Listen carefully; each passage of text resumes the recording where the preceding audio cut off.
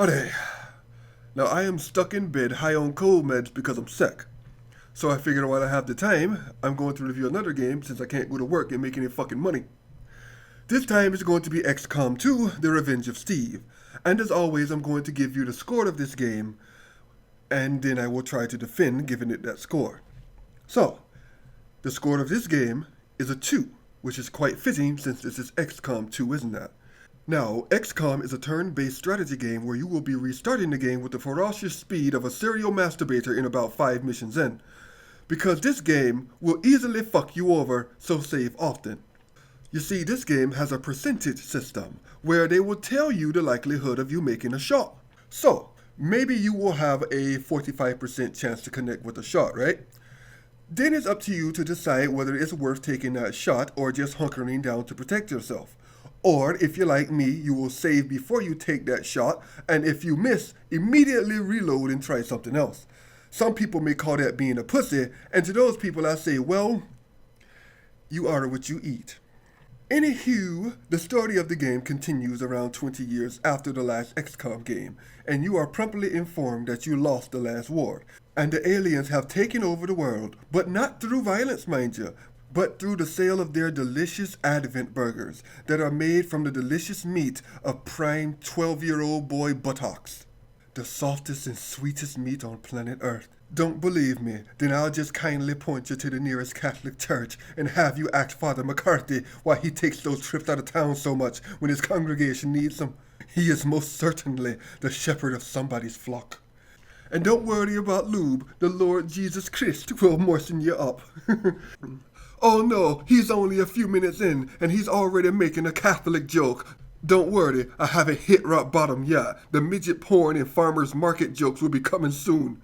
Anywho, you are placed in the role of commander and forced to grow your own super soldiers like a military farmer's market. Ha! I told you it was coming, didn't I? Like a big dick on a little man. Boom! There's another one.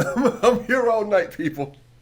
Anywho, when you're able to start your little revolution, then obviously you're going to need a base of command, right? So you hijack the Avengers aircraft, and you call it the Avenger, just throwing subtlety right out the window. But don't worry, with your new fancy base, you can now build stuff inside of it, like a sex dungeon, or a research center, or a sex dungeon, or a magical purple power room, or, as I like to call it, my sex dungeon. Now, this upgrading system is less complicated than in the last game, which usually means that the game has been dumbed down. But that's not the case here, and all they did was make the game less tedious. And I agree with that. What I don't agree with, though, were those insane load times while in the cargo area of the transport ship before each and every mission. I know that at least a quarter of my time in the game had to be spent on those damn loading screens. Also, when I first got the game, I couldn't play it because it only had one resolution at the time, and that resolution was 1920 by 2 fucking goddamn big, that's what it was.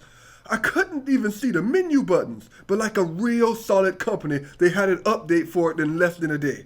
So I'll forgive them. Real companies fix their fucking games in a timely manner. Unlike Namco cheap-ass, suck-ass Bandai, who left me with a game that was unplayable for more than a content week.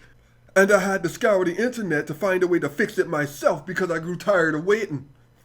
But that's enough of that. I've complained about that before and we don't need to go into it here. The real fun of this game comes from making your own story and making your own characters and then sending them off into battle. So I decided that this game took place in the Street Fighter universe, and that after suffering severe anal probing, Lieutenant Colonel William Guile decided to take on the alien menace, along with the help of other Street Fighter characters that he's recruited.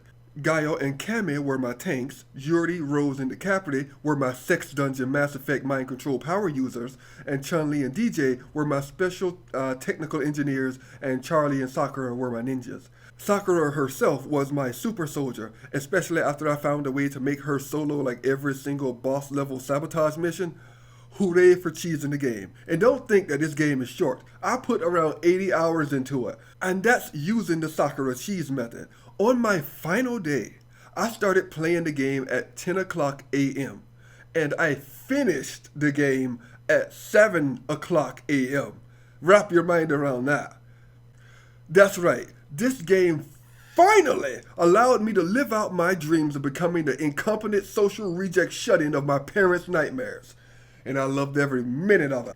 I swear, if it went on just a little bit longer, people would have thought I was dead. Actually, some of you probably do wish I was dead anyway. So maybe that was solving the problem right there, wasn't that?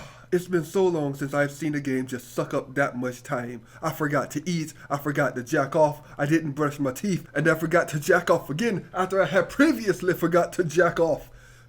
Thank goodness there aren't many games like this one, which is funny because the only reason I started playing this series in the first place was because the original XCOM had a free weekend on Steam, and I loved it so much that I bought it because I felt that they deserved the money. My heart must have grown 3 sizes this day, so I better call up Vanessa to have her come over and suck the blood out. The fun and erotic kind of way. Oh, and speaking of the weapon between my legs, let's talk about the weapon system in this game. You see, the game is pretty much a 3-tier weapon system.